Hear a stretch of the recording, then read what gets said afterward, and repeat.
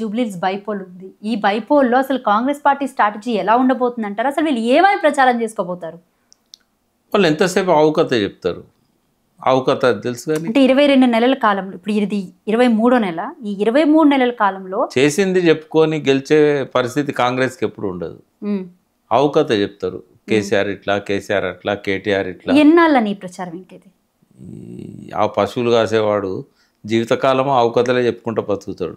లాస్ట్కి ఒక ఆయన నాలంటే ఆయన పోయి, సరే వీడు ఇక్కడ ఏది అడిగినా ఆవుకథ చెప్తాడు కదా, పైనుంచి విమానం పోతుంది, ఆ విమానాన్ని చూపెట్టి దాని గురించి చెప్పురా అంటే, నేను విమానంలో కూర్చుంటేని కిటికీలోంచి బయటకు చూస్తేని నాకు ఆవులు కనబడుతుండేను అని మళ్ళవాడు ఆవుకథే చెప్తాడు. కాబట్టి ఈ ఆవుకథలు చెప్పే ముఖ్యమంత్రి ఉన్నంతకాలం ప్రచారానికి వేరే పాయింట్స్ ఉండవు. పోనీ చేసింది చెప్పుకుందామంటే ఏమున్నదమ్మా? హైడ్రా పేరుతోని గుడిసెలను కూల్చేశారు, మూసీ పేరుతో గుడిసెలను కూల్చేశారు.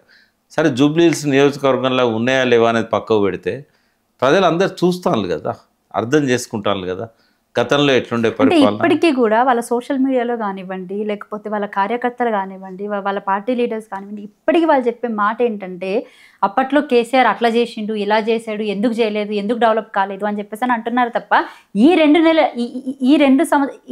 2 సంవత్సరాల కాలం పాటు వీళ్ళేం చేశారు, మేమేం చేస్తున్నాము, ఏం చేయబోతున్నాం అనేది ఎందుకు చెప్పుకోలేకపోతున్నారు వీళ్ళు?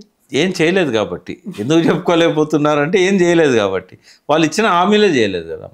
ఇప్పుడు పెన్షన్స్ 2500 ఇస్తామన్నారు, మహిళలకు ఇచ్చారా? లేదు.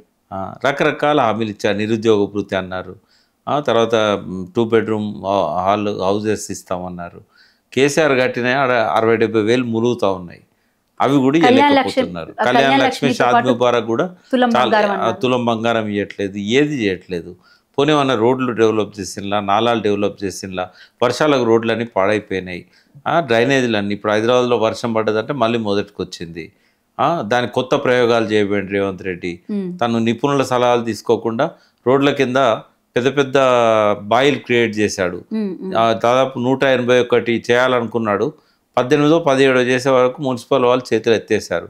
సార్ మీరు చెప్పేదాన్ని మేము చేసినట్టయితే ఇంకా ఎక్కువ నష్టం జరుగుతున్నది, అదివరకన్నా ఫ్లడ్ కాసేపు ఉండి పోయేది, ఇప్పుడు మంచిగా స్టోర్ అయిపోతున్నది దాని నిండా, ఇది రాంగ్ ప్రయోగం సార్ అని ఆపేసిల్లు వాళ్ళు.